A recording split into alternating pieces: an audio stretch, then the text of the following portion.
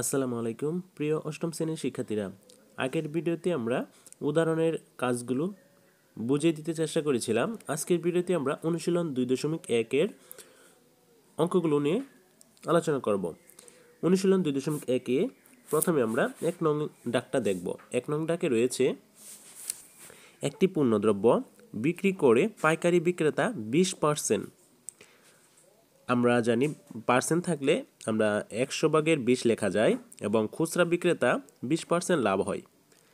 পাইকারি বিক্রেতার 20% এবং খুচরা বিক্রেতার 20% লাভ হয়। যদি দ্রব্যটি খুচরা বিক্রয় মূল্য 576 টাকা হয়, তবে পাইকারি বিক্রেতার ক্রয় মূল্য কত ছিল? চলো আমরা এটার সমাধানটা করে ফেলি। প্রথমে ডাক অনুযায়ী লিখে নিব, খুচরা বিক্রেতার 20% লাভ হয়। খুচরা বিক্রেতার ক্রয় মূল্য 100 টাকা হলে 20% লাভে বিক্রয় মূল্য। লাভ থাকলে আমরা যোগ করব 100%-এর সাথে। 100-র সাথে যদি আমরা 20 যোগ করি তাহলে হয় 120। খুচরা বিক্রয় মূল্য 576 টাকা। ডাক অনুযায়ী আমরা এই তথ্যগুলো লিখে নিলাম। তারপর লিখব খুচরা বিক্রয় মূল্য 120 টাকা হলে ক্রয় মূল্য 100 টাকা। সুতরাং খুচরা বিক্রয় মূল্য 1 টাকা হলে ক্রয় মূল্য 100/120 টাকা। সুতরাং খুচরা বিক্রয় মূল্য 576 টাকা হলে ক্রয় মূল্য 100 গুণ 576/120 টাকা। আমরা 120-এর সাথে 576 কাটাকাটি করলে পাই 96 এবং 6 দ্বারা কাটাকাটি করলে আমরা এখানে পাই 5। তো 96 এবং 5 একসাথে গুণন করলে পাই আমরা 480 টাকা। সুতরাং পাইকারি বিক্রেতার বিক্রয় মূল্য সমান খুচরা বিক্রেতার ক্রয় মূল্য। তো আমরা এটার জন্য পেয়েছি 480 টাকা। আবার আমরা যেহেতু এখন পাইকারি খুচরা বিক্রয় মূল্য বের করেছি, এখন আমরা পাইকারি বিক্রেতার বিক্রয় মূল্য বের করব। তো তার জন্য আমরা লিখব আবার 20% লাভে পাইকারি বিক্রেতার বিক্রয় মূল্য 120 টাকা হলে ক্রয় মূল্য 100 টাকা। সুতরাং পাইকারি বিক্রেতার বিক্রয় মূল্য 1 টাকা হলে 100/120 টাকা। সুতরাং পাইকারি বিক্রেতার বিক্রয় মূল্য 480 টাকা হলে 100 গুণ 480/120 টাকা। আমরা এটা কাটাকাটি করলে পাই 400 টাকা। তো এটাই হচ্ছে পাইকারি বিক্রেতার ক্রয় মূল্য। পাইকারি বিক্রেতার ক্রয় মূল্য 400 টাকা। আশা করি তোমরা এটার সমাধানটা বুঝতে পেরেছ। যদি বুঝতে অসুবিধা হয় তাহলে অবশ্যই ভিডিওর কমেন্ট বক্সে তোমরা কমেন্ট করে জানাবে। আমরা এবার পরবর্তী অঙ্কের দাগটা দেখব। পরবর্তী 2 নম্বর অঙ্কটির দাগে বলা হয়েছে একজন দোকানদার কিছু ডাল 2375.00 টাকায় বিক্রি করায় তার 5% ক্ষতি হলো। ওই ডাল কত টাকায় বিক্রি করলে তার 6% লাভ হতো? চলো এবার আমরা 2 নং অঙ্কের সমাধানটা দেখে নিই। প্রথমে 2 নাম্বার দিয়ে ডাক অনুযায়ী 5% ক্ষতিতে 100 টাকার ডালের বিক্রয় মূল্য, যেহেতু ক্ষতি বলছে তাই আমাদের এই পার্সেন্ট মানে 100 থেকে 5 বিয়োগ করতে হবে। তো বিক্রয় মূল্য 100 - 5 টাকা সমান 100 থেকে 5 যদি আমরা বিয়োগ করি তাহলে আমরা 95 টাকা পাই।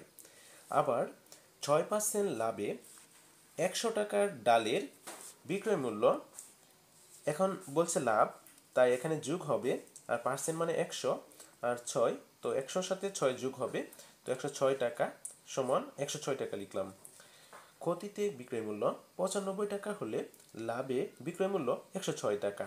সুতরাং ক্ষতিতে বিক্রয় মূল্য 1 টাকা হলে লাভে বিক্রয় মূল্য 100/95 টাকা। সুতরাং ক্ষতিতে বিক্রয় মূল্য 2375 টাকা হলে লাভে বিক্রয় মূল্য 106 গুণ 2375 টাকা ভাগ 95।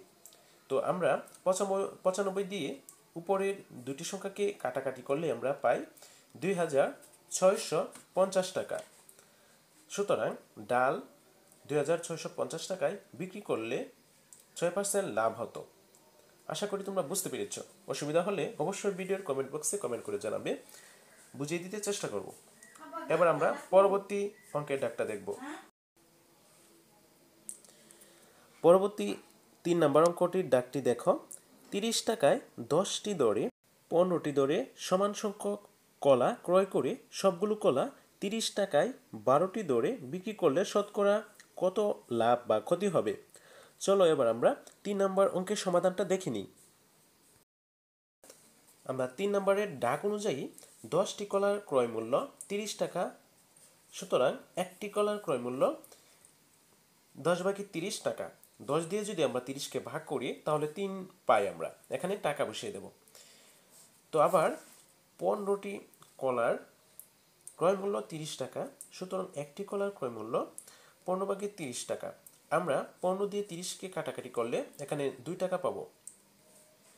তারপরে লিখলাম 1+1 বা 2টি কলার ক্রয় মূল্য 3+2 টাকা সমান 5 টাকা।